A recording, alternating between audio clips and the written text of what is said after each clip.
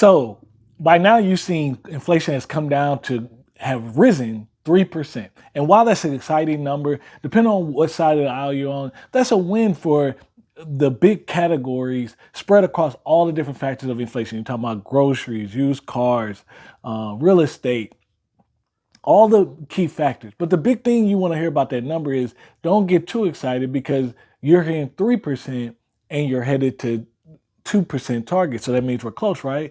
Well, not exactly. Because the real number that people are actually looking for and the real number that the Fed is going off of is that core inflation. And that did come down to 4.8% to be exact, down from what was expected. So the stock market obviously rose. And so you really start to wonder, we're in July, what can we expect? Is the Fed going to keep going? What will this determine? Well, if you're in the job market, and by now many people have been laid off, several companies are still doing layoffs, and though it may not be front page news, they're still happening in pockets.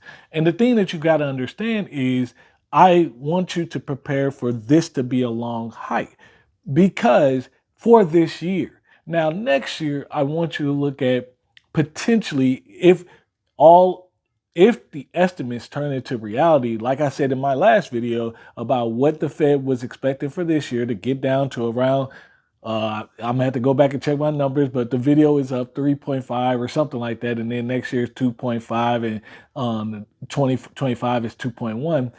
Then you can expect that likely in the labor market, there should be a change. And even in most of his meetings, Jerome Powell said, as far as a rate cut, if you're trying to buy a mortgage or trying to grapple with when is it going to be a good time to buy a house, that's still a couple years out. So you really have to look at, while you're taking in this information, it is a win. It's just not as much of a drop as you may think by what is the number that the Fed is making all the decisions on how they're moving in the economy, monetary policy essentially, rate hikes, things of that nature.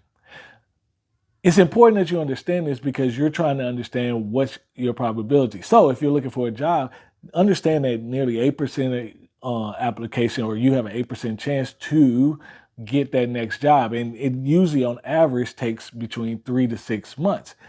That can be daunting, and every application that doesn't go through can be just like a knife through your heart. I say this because when you understand the framework of what's going on, it's still a tough labor market. People are still laying off. And I'm of the reservation, truth be told, that if people are in an environment where they're trying to cut costs or lay off or unfortunately fire when necessary, it's going to be hard to get that person, that company, and it's going to be hard for me to believe that this company is trying to hire or those companies are trying to hire. Let's just think that through. So what you can do is to try to understand, how can I weather the storm through this process? Sometimes if you don't have savings, what kind of side part-time contract work can you do that at least helps you keep food on your table, helps you build skills, keeps you engaged and tooling up on your skills as you try to move forward and weather the storm? Because it is a storm, and like most storms, there's a rainbow after it, meaning it will pass over. I say all this to say that if nothing else, you should be important. And me as a millennial, nearing the older side of the millennial generation, understand that this is the importance of you trying to have cash on the side, no matter what your situation is, so that you're always prepared, even if you don't quite understand fully all the factors that are going into your income and that can affect your income. It's in, these are things that are important, and these are things I want you to consider and understand that this rate of inflation means the rising of cost has slowed. It doesn't mean that it's going to retract and go down and things are going to be cheaper. That's what you want to look forward in. And that's how you want to make your decision.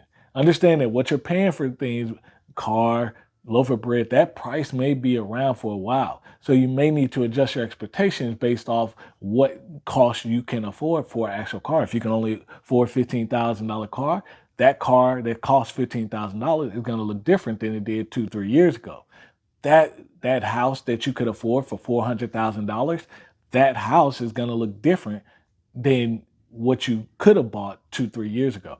Even your groceries, what you used to pay $200 for a cart of groceries, the amount of groceries and what you can buy, that has changed then of what it looks like of components and products and all the things that you can buy with that $200 has changed than what you could have bought 2, 3 years ago.